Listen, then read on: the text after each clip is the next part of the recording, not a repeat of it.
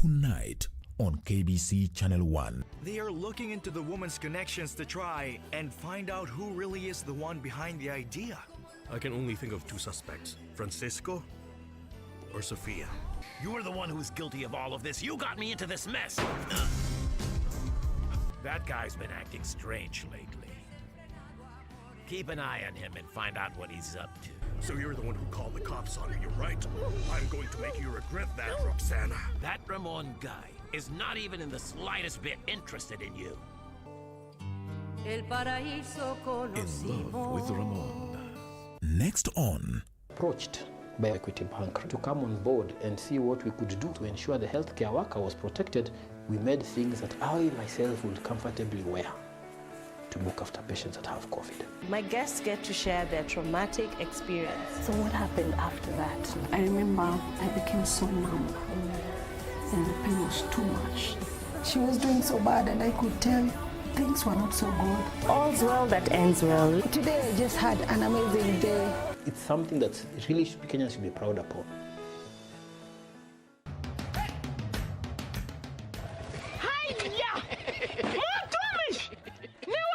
Ni mimi. Ulitoa pikipiki? Mulitani sitaomoka. Ni yako. Hii nduthi ni yangu. Niliwahi pale Quickbit. Quickbit? Quickbit imekuja kusaidia wananchi kama sisi. Nilinunua 399 shillings. Juu nilikuwa the lowest unique bidder. 399 shillings? Quickbit shilingi moja unaweza nunua pizza. Shilingi mbili unaweza nunua microwave. Shilingi tano unaweza nunua hata gari. So tupeleke huko hata mtu aende huko. Jiunga na Quickbit ni rahisi. Enda kwenye M-Pesa, bonyeza paybill kisha weka business number 4032353. Kwenye account weka kodi ya bidhaa unayotaka na bidi yako ya chini zaidi. Kwa mfano TV 16. Kisha weka shilingi 20 tu kama idadi yako. Weka bidi yako pia kwenye www.quickbit.co.ke. Kumbuka, bidi ya chini zaidi ya kipekee ndio ununua. Quickbit, bidhaa bora kwa bei ya chini.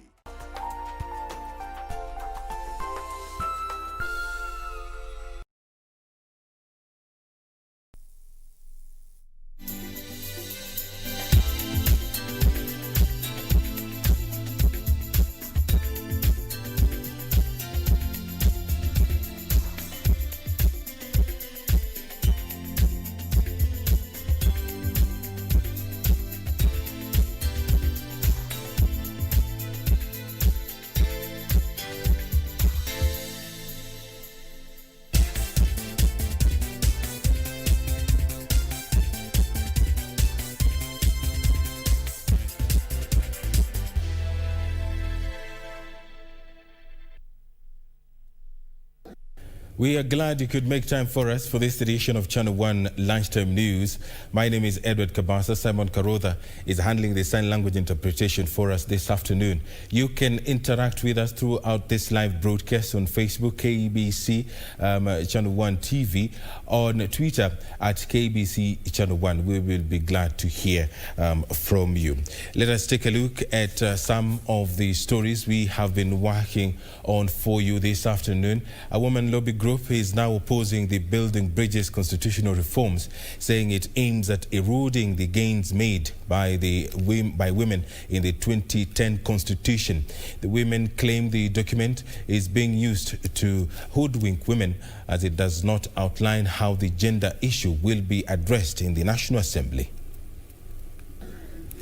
The Women Caucus Group under the National Women Steering Committee has now voted to mobilize women and Kenyans to reject the Building Bridges Constitutional Amendment Bill 2020, saying it aims to undermine the women's constitutional rights and fundamental freedoms. Ni kitu ambacho kinaghadhabisha, ni utapeli wa hali ya juu kwa viongozi wetu kujaribu kupitisha vitu ambavyo wanajua vizuri hazihusishi wa Kenya.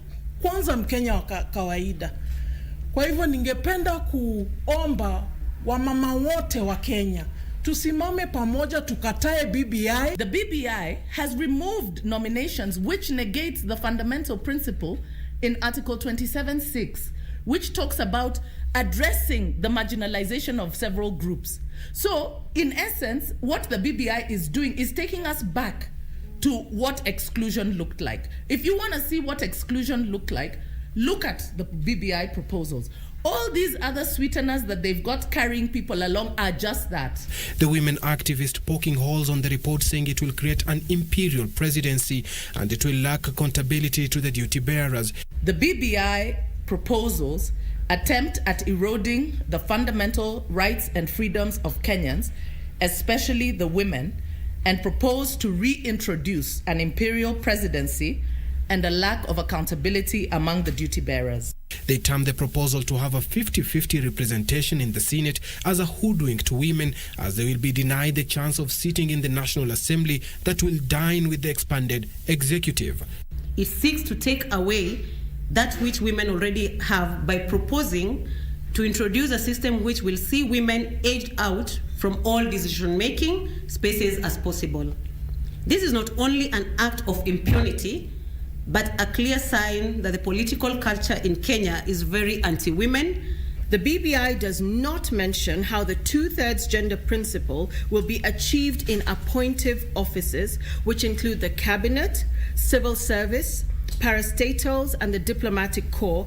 They call for the dissolution of parliament, saying its constitutional legality has been called to question. The erosion of Kenya's fundamental social, economic, and political fabric, and has ceased to be useful to Kenyans as a whole. They lauded the Directorate of Criminal Investigation for opening investigation on the 2007 post-election violence, urging the investigative agency to have a holistic approach on the injustices in the country and not to be politically propelled. We welcome any investigation, but we say let all perpetrators, let all those who have been mentioned in the various reports, let the TJRC report be made public. Emanieri, Channel 1 News.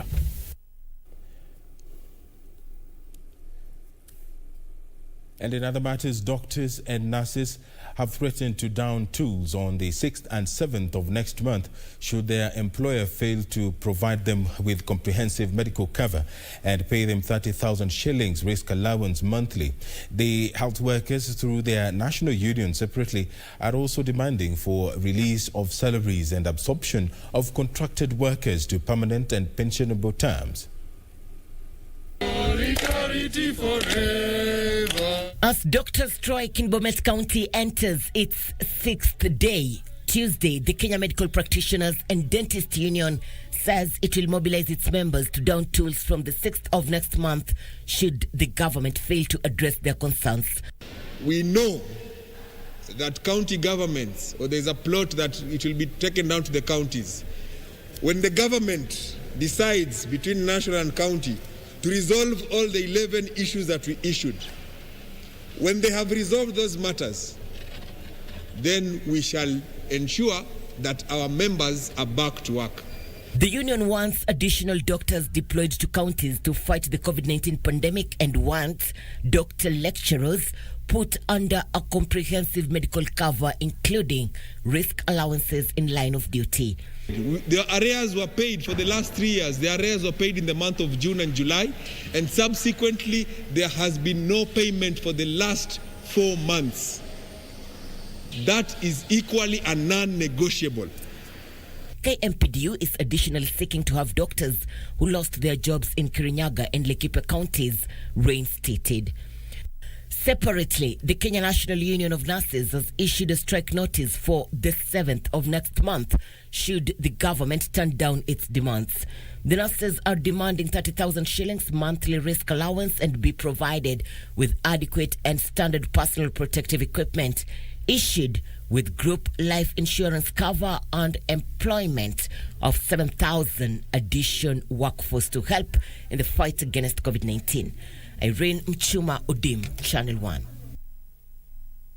And in other matters, police officers have been challenged to be more responsive to cases of gender-based violence in the country. The Director for Community Policing, Gender and Child Protection, Judy Lamet, says the police officers are the first line of contact for victims of gender-based violence and as such should be well equipped with knowledge on how to handle such cases that are deeply rooted in the society.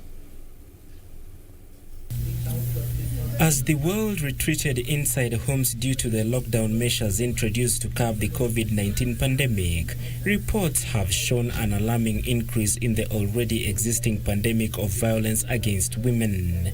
Following this, the National Police Service, in conjunction with development partners, has trained a number of officers to deal with cases of gender violence, mainly targeted on women behind closed doors. Director Community Policing, Gender and Child Protection Judy Lamet said, since the police is the first port of calls for victims of gender-based violence in the criminal justice system, they should be equipped with better knowledge to understand the magnanimity of human torture they are really dealing with.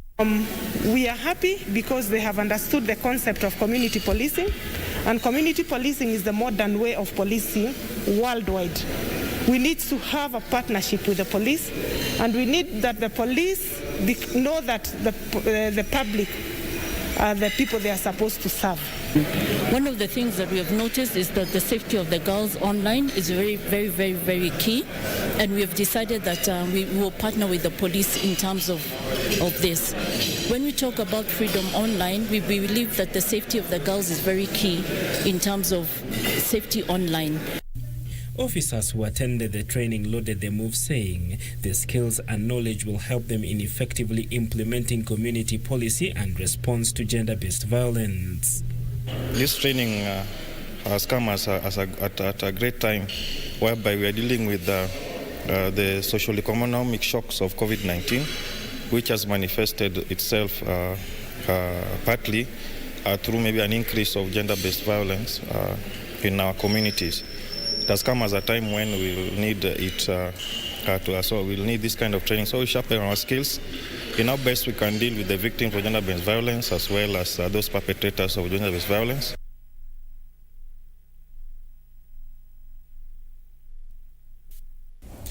Tension remains high in Baragoi, Samburu North Sub-County after 2 people were killed and 1 injured in 2 separate incidences. A 9-year-old boy was shot dead while a motorcycle rider and his passenger were attacked in a suspected retaliatory attack in Baragoi town. A 9-year-old boy who was herding livestock at Natiti area in Samburu North is reported to have been shot on the chest, killing him on the spot. His shooting occurred within hours of a suspected revenge attack in which a motorcycle rider and his passenger were attacked. Simon Kanguro, a clinical officer at Baragoi Sub-County Hospital, said the rider succumbed to a bullet injury on his head as his passenger was also injured. He was shot on the left side of the head. He was shot from behind, and the passenger she was carrying was brought with injury on the left shoulder. The deceased is reported to have been transporting a passenger from Baragoi town to South Hor when he was attacked. The lady is stable.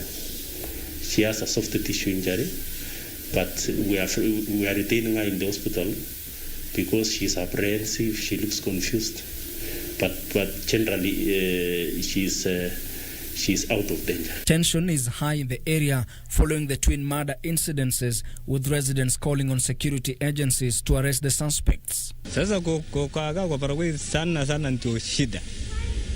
Kupita kila mahali naogopa. Kupita kila mahali naogopa. Kupita kila mahali naogopa. Na serikali imejaa hapa Baragoi. Sasa iko hapa. Sasa jana wakati tension inatokea, mimi nasimamianga hizi manisan ya kutoka Southward kwenda Maralal. Na sasa hizi manisani zetu tumekosa wateja kwa sababu wateja wote wameenda kusafiri na basi kwa sababu basi kuna security. Sasa watoto wamelala njaa, sasa kuna corona, tutapigana na corona ama tutapigana na mambo ya uhalifu. Ben Chumba reporting for Channel 1 News.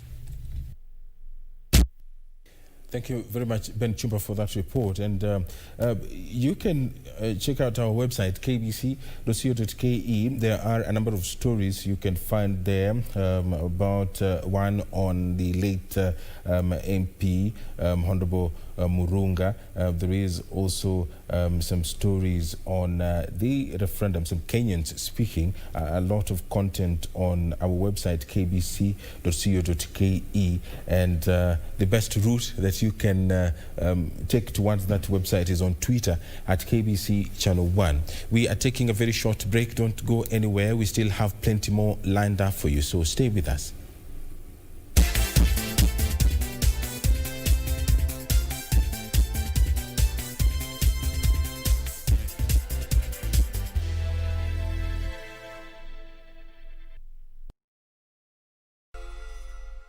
When the world changed, it made us go back to the simple joys and love the little things even more, like serving up your best, eating together, and sharing more.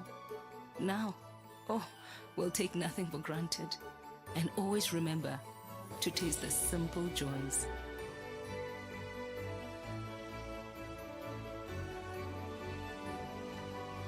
Enjoy the magic of Christmas with Coca-Cola.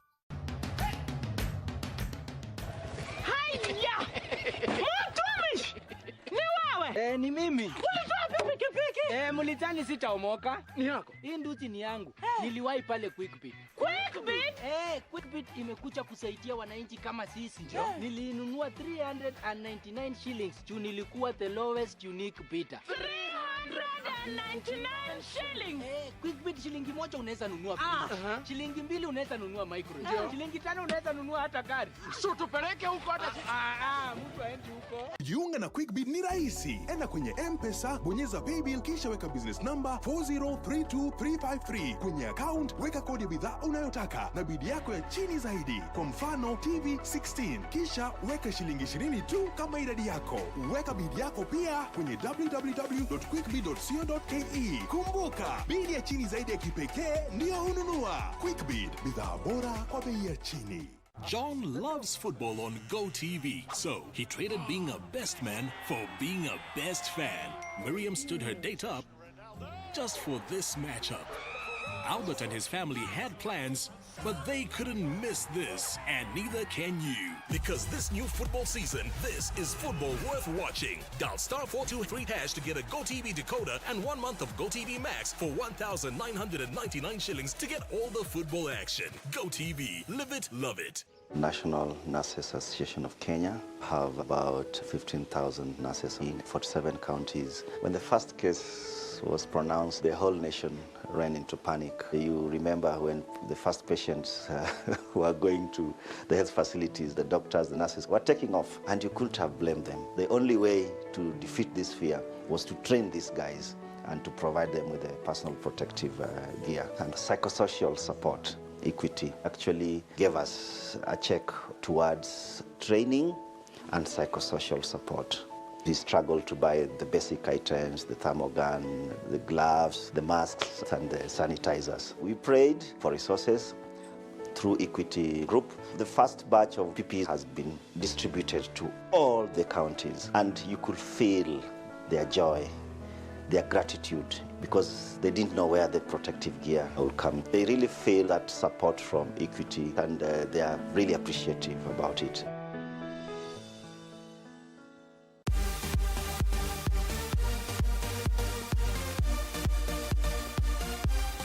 They showed their might in the inaugural FIBA African in Mali with the silverware. They are ready to make it even better in the FIBA AfroBasket 2021 qualifiers in Rwanda. Let's rally behind the Kenya Morans as they take on the opposition from Angola, Senegal, and Mozambique from 25th to 27th of November on your true sports partner KBC Channel 1 in their quest for success. This is just the beginning. Save the dates for the best.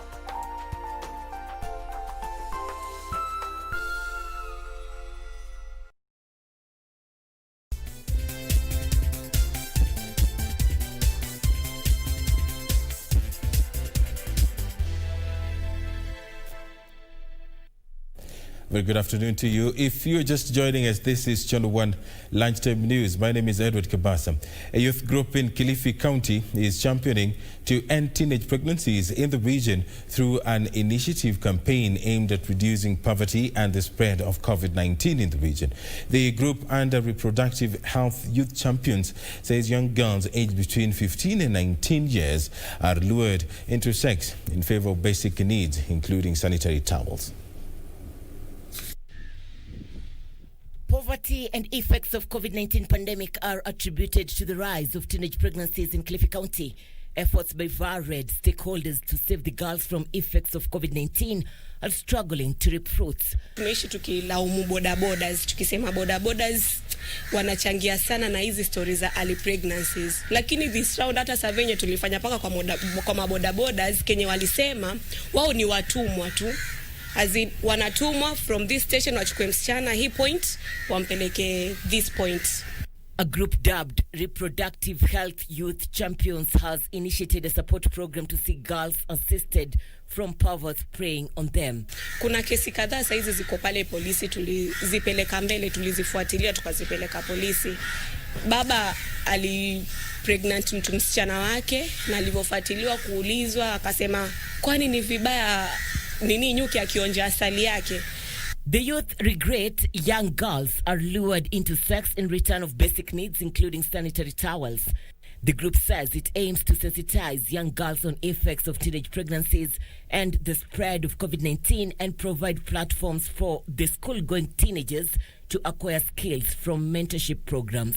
For the parents, some parents were cooperative, na some were cooperative. But for like our area chief, Nashkuru, he's very much cooperative. Irene Mchuma Udim, Channel 1.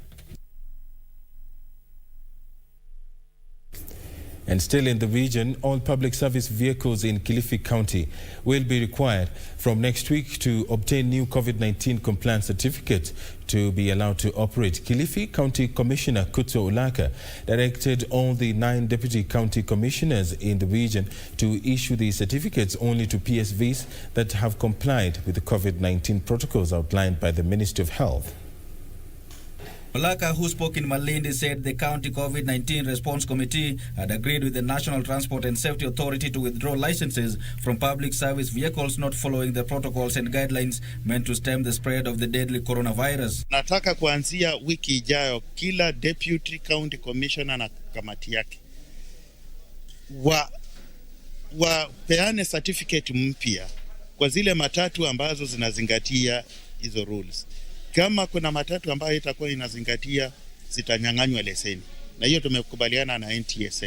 Olaka also revealed the committee had moved to contain the virus in the county by ensuring adherence to the directives meant to stem the spread of COVID-19, including minimizing crowding in funerals and places of worship. Kutana na kamati ya interfaith ya county na tukakubaliana ya kwamba mahali popote ya kuabudu watahakikisha ya kwamba zile protocols ambazo ziko kwa interfaith zinafuatwa kikamilifu na wamekubali kusaidiana na sisi. According to the commissioner, the committee had also banned all soccer tournaments until January 2021 after it was noted that football pitches had become a haven for the novel virus. Wycliffe Okech, Channel 1 News. The Kenya Union of Domestic Hotels, Educational Institutions, Hospitals and Allied Workers has embarked on the distribution of relief food to hotel workers in Nakuru County in efforts aimed at cushioning them against the economic effects of the deadly COVID-19 disease. Today, here's Nakuru Branch Secretary Philip Kiget says the union members are struggling to survive amid the COVID-19 pandemic that has crippled the hotel and tourism subsector over the last 10 months. Kigetu led officials of the Central Organization of Trade Unions in delivering relief to 40 employees of the Sarova Hoodlands Hotel in Nakuru said the most affected are casuals who solely depend on their salaries.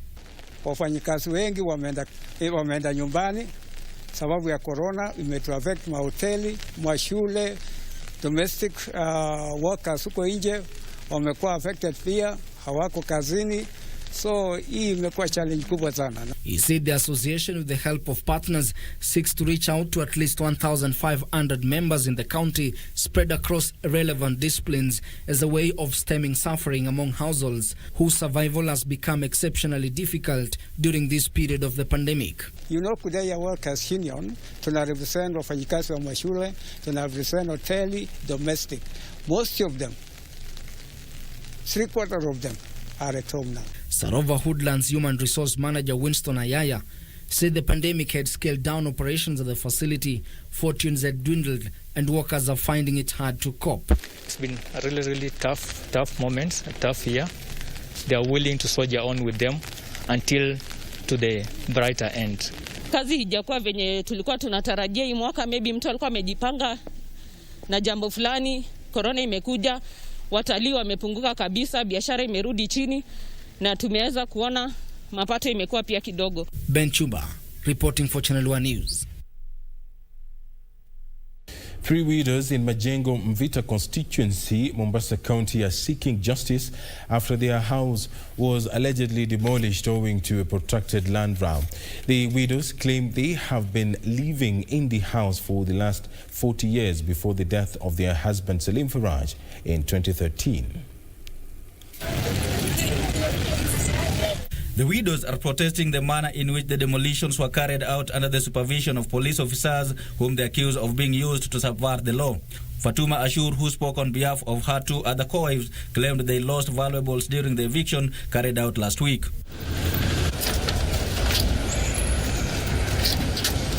Vyombo vimeibwa, wameharibu kila kitu. Hawakunibakishia nyumba yangu mimi. Mafriji, kila kitu, vyombo vyote, paka kuibiwa, tumeibiwa, tumefagiwa vizuri sana. According to Fatuma, the tussle over ownership of the property started after the death of their husband Salim Faraj in 2013, with a section of their in-laws wanting them out of the house. Nakaa hapa miaka 40. Hakuna kitu kilichotokea baada ya baba yetu kufariki. Ndio sasa watuonesha hii dhulma na nyumba hii. Tangu wakati huo hawakujua kama hii nyumba ni yao. Hii kununua juzi na jana kile kipande cha nyumba, wankuwa waenda kutengeneza makaratasi feki kutudhulumu sisi. Irada Allah wal haq hakimin. The family is now calling for the government to intervene in the matter. Meanwhile, a Kitengela-based landlord is seeking justice over what he terms as frustrations by public health officers in Kajiado County. The daughter of the 85-year-old David Ndolo Ngilai, who owns a 3-story building at the heart of Kitengela Township, claims her family has lost millions of shillings owing to a sewer problem. She says sewer from an adjacent building associated with a senior retired civil servant has been spilling into the compound, making it difficult for them to attract tenants. Okay, shida ilikuwa alijenga nyumba mingi, alafu venye ikakuwa septic yake yezi hold capacity ya zile nyumba amejenga. So ndio akachimba the next plot ni yake, akachimba mtaro kutoka hiyo akaeka pipes yakakuja kuchimba septic kingine karibu na plot yangu. Rosalind Ndolo claims the development has condemned her family to poverty, with health officials in the region doing little to address their plight. Tulike serikali, watu wa health, watusaidie tuone hii maji, kwa sababu hatuwezi kaa ni labda ni retirement ya mzee ndio ako supposed kukua na kula, lakini haimsaidii. Kama for 5 years nyumba imekuwa vacant. Wycliffe Okech, Channel 1 News. And we do apologize for the name caption there. It was Fatuma Ashur and not Kutra Olaka, who is the Kilifi County Commissioner. We do beg your apologies for that. But let's take a look at some other stories now. Mandera County government is set to put in place a 29-bed isolation capacity with piped oxygen dedicated to healthcare workers who may contract the coronavirus. Mandera Governor Ali Roba says the county government will also upscale more personal protective equipment supplies to meet emerging demands in order to protect the frontline workers. In efforts to protect the frontline health workers against COVID-19, Mandera County government has set aside a fully equipped isolation facility devoted to medics who may fall sick of coronavirus. We will fix 4 life support machines in this isolation in case of any need, and this particularly we say we'll have some ICU bed capacity in this facility for the sake of protecting healthcare workers. Mandera Governor Ali Roba said the county, in its commitment to protecting both patients and healthcare workers, will procure more supplies of PPEs to serve the entire medical workforce in the county. We've been extremely diligent and consistent in making sure we have sufficient supplies of PPEs for healthcare workers in the course of their duty throughout this period. Mandera County will upscale more supplies to meet emerging demands in order to protect our healthcare workers. The governor called on members of the public to exercise self-control measures to curb an upsurge of more infections. It is important for our public to understand that the best protection is not from health facilities or health personnel, but from God and from the protection provided by individuals by adhering to the COVID-19 protocol as advised by our healthcare workers. Ben Chumba, reporting for Channel 1 News.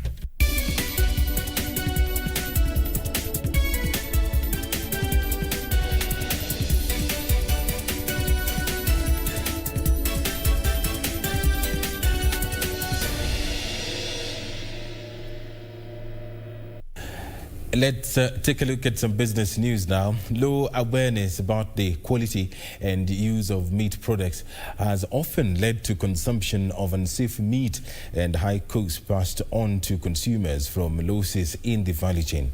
To bridge this gap, the Retail Trade Association of Kenya and the Meat and Livestock Exporters Industry Council of Kenya have partnered to promote safe handling and consumption of meat in the country. Food safety experts estimate that Kenya loses over 100 billion shillings annually to consumption of unsafe foods. This is manifested in, among others, the number of man-hours lost during illness and medical costs. The Retail Trade Association of Kenya and the Meat and Livestock Exporters Industry Council of Kenya have now resolved to start a national conversation to educate consumers on the attributes of safe meat. We're looking to start a national conversation that will lead the consumer to start asking for safer meat and to start looking for quality in meat. We are trying to do a lot in terms of revolutionizing the industry, not just from consumption, but also from production.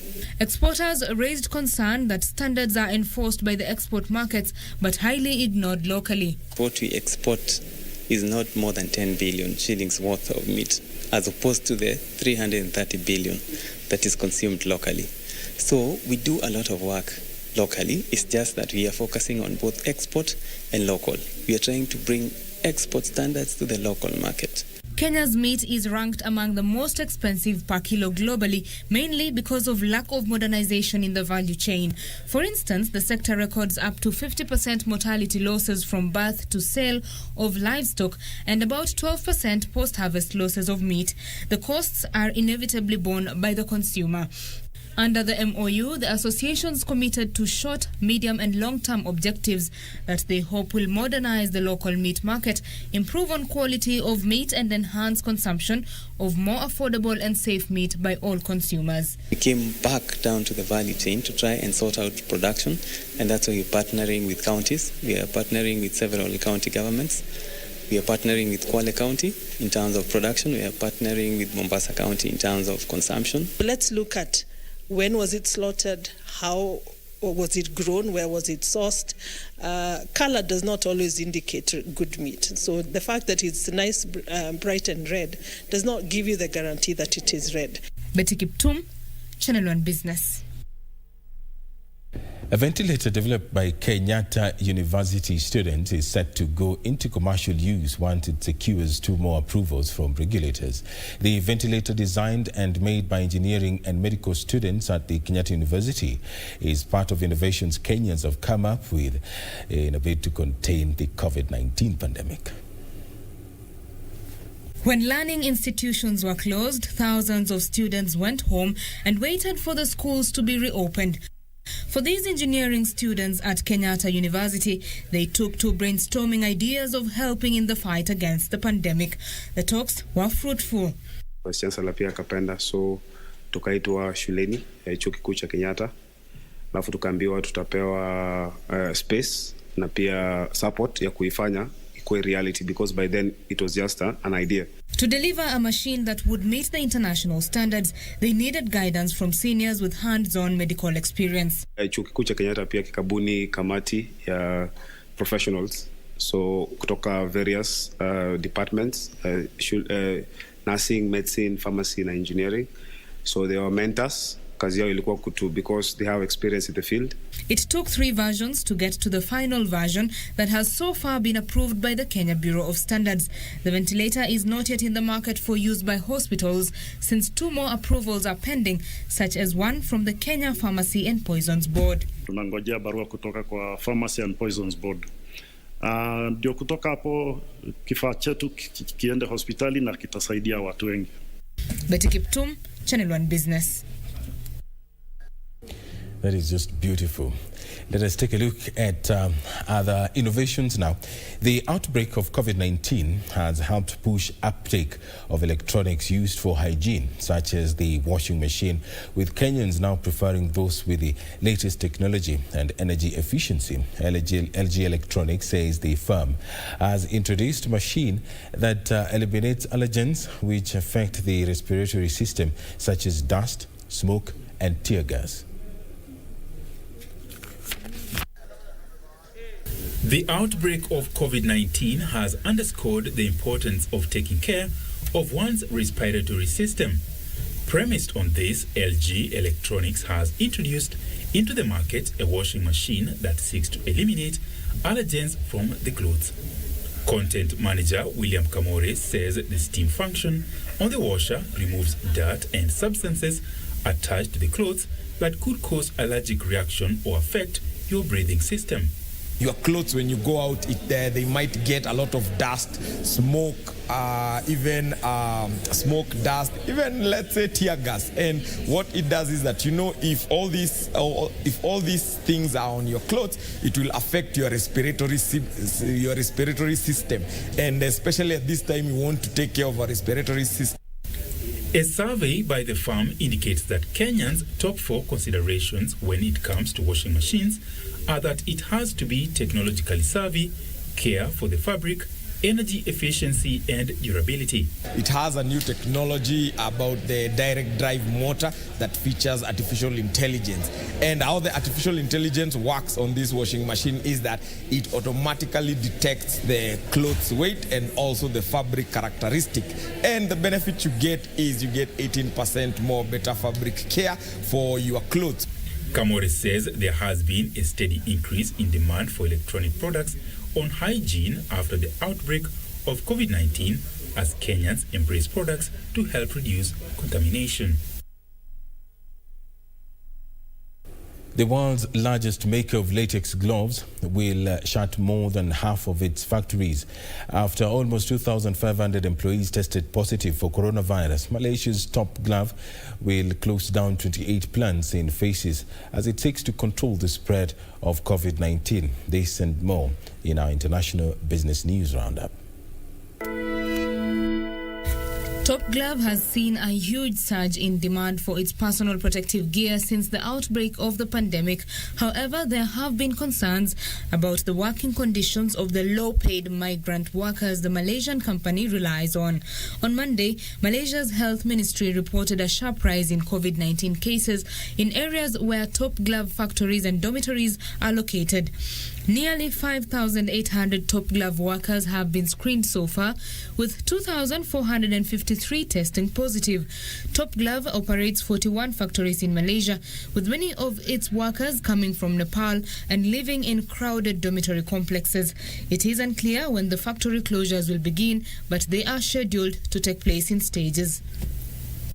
Elsewhere, labor activists in the U.S. say big retailers like Amazon and Walmart must do more to protect workers as surging coronavirus cases coincide with a holiday shopping rush. They are calling for, among other things, hazard pay, paid sick leave, and better communication about outbreaks. The campaign comes as workers across the U.S. have spoken out about condition and concerns over their health. The Workers' Rights Campaign, launched on Monday, was organized by United for Respect, a workers' rights non-profit that says it represents more than 16 million people across the U.S. Finally, international air travelers will in future need to prove they have been vaccinated against COVID-19 in order to board Qantas flights, the airline says. The Australian flag carrier's boss, Alan Joyce, said the move would be a necessity when vaccines are available. Australia shut down its international borders early in the pandemic and required those returning to quarantine. The country has more recently relied on lockdowns, widespread testing and aggressive contact tracing to push daily infections nationwide close to zero. Betty Kiptum, Channel 1 Business.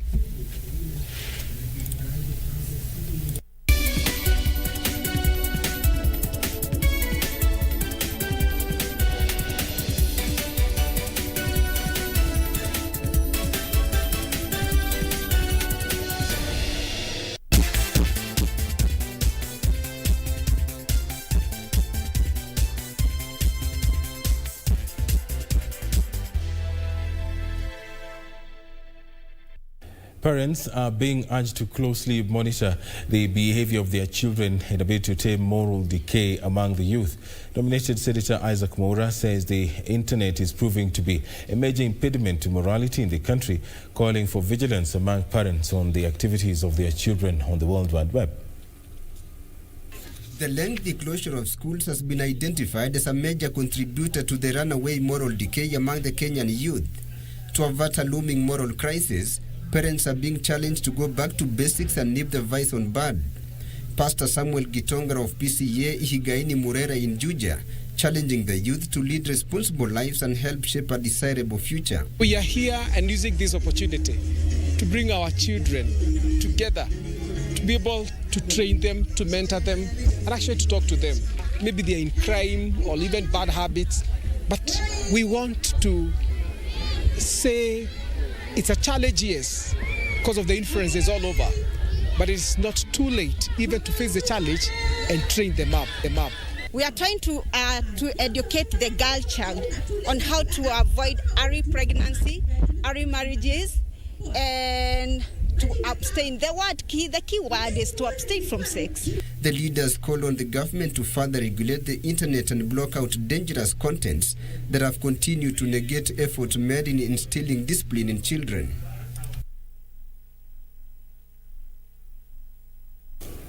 And in other matters, a total of 200 doctors across the country are set to benefit from electronic face masks developed to reduce the increasing cases of COVID-19 infections among healthcare workers in hospitals. The electronic face masks have been donated to the Kenya Medical Association and will be distributed to the doctors. Meanwhile, a local traditional Chinese medicine company has launched a certified herbal medicine that is said to boost immunity. According to scientists behind the medicine, studies done in China showed that the drug is also effective in fighting the symptoms of COVID-19 disease.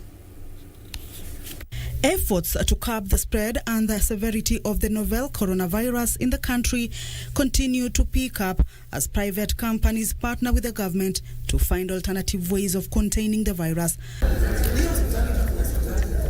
On Tuesday, Kenya Medical Association received an assortment of electronic masks, which is a new technology that seeks to offer quality protective equipment to frontline healthcare workers, specifically doctors, as they attend to patients. President of Kenya Medical Association, Dr. Were Onyino, said the device will play a big role in dealing with the challenges of inadequate quality PPEs. Basically, what we are seeing here is a mask that has the ability to filter all the viruses up to 99.9% using a new technology filter, so that to ensure that the air that the doctor will be putting it on is breathing is highly purified and there is no germs in it that is going to affect him, especially now in this particular period of the corona pandemic. It's a device that will only be replacing the filters. At the same time, a traditional Chinese medicine company, local agent XRP Medical Kenya, has introduced a herbal medicine said to help in boosting immunity. XRP Medical Kenya General Manager Edgar Ngugi says the herbal concoction manufactured in China has the ability to treat and manage viral pneumonia, adding that it has been approved by relevant government bodies and WHO as fit for human consumption. According to a leading pharmacist in the country, Siambi Kikete, Kenyans can safely use the product to boost their immunity to fight various infections, with plans underway to test the efficacy of the medicine in the country. Production of these herbs for pharmaceutical purposes. In Kenya, we do not have any such program.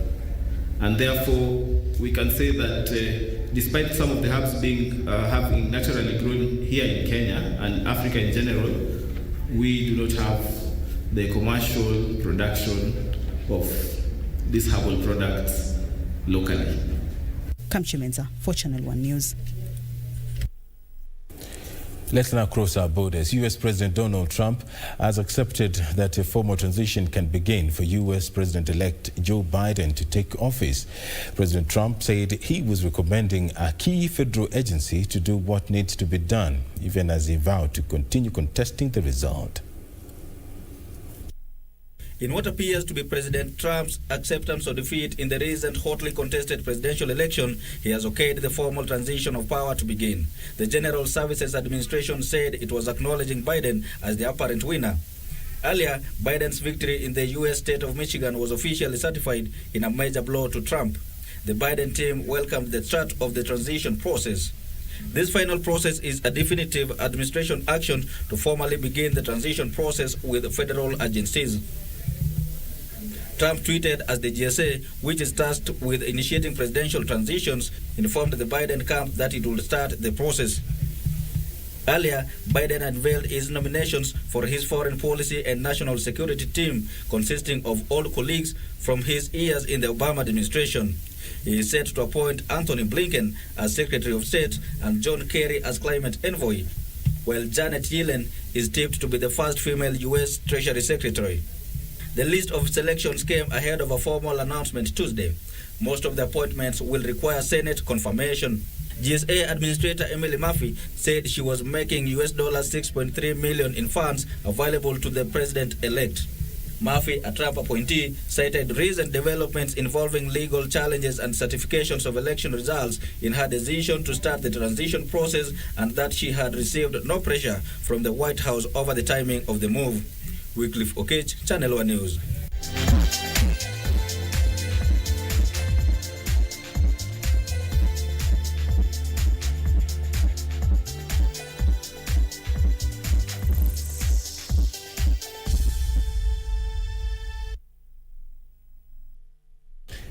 And in sports, Football Kenya Federation has started COVID-19 testing for Kenya Premier League players ahead of the new season, which kicks off this Saturday. In line with the Ministry of Health protocols, the clubs which have had their players tested include Kariobangi United, Bidco United, Kariobangi Sharks, I beg your pardon, and KCB FC, which were tested. And today, Kakamega Homeboys, Wazito FC, Tusker FC, Posta Rangers, Bandari FC, Nzoia Sugar and Western Stima will be tested at the Bukungu Stadium.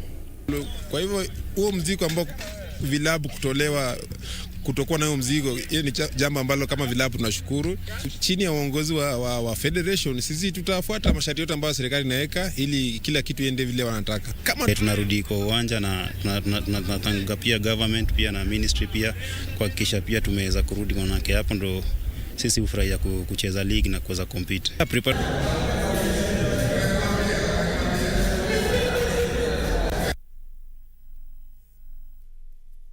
And across our borders, Theo Walcott said he felt like a kid again after scoring his first goal since rejoining Southampton in their English Premier League 1-0 draw at Wolves last night. Meanwhile, Burnley claimed a 1-0 win over Crystal Palace.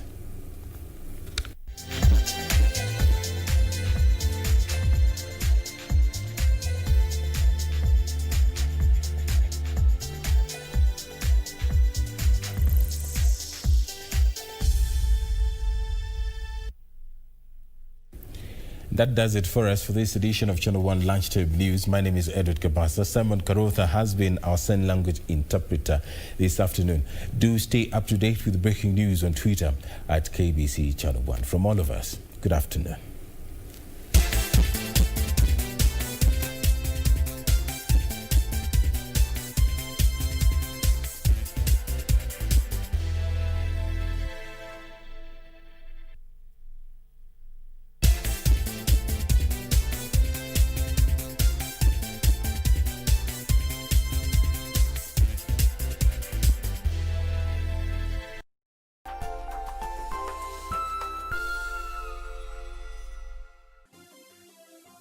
Vera Beauty College.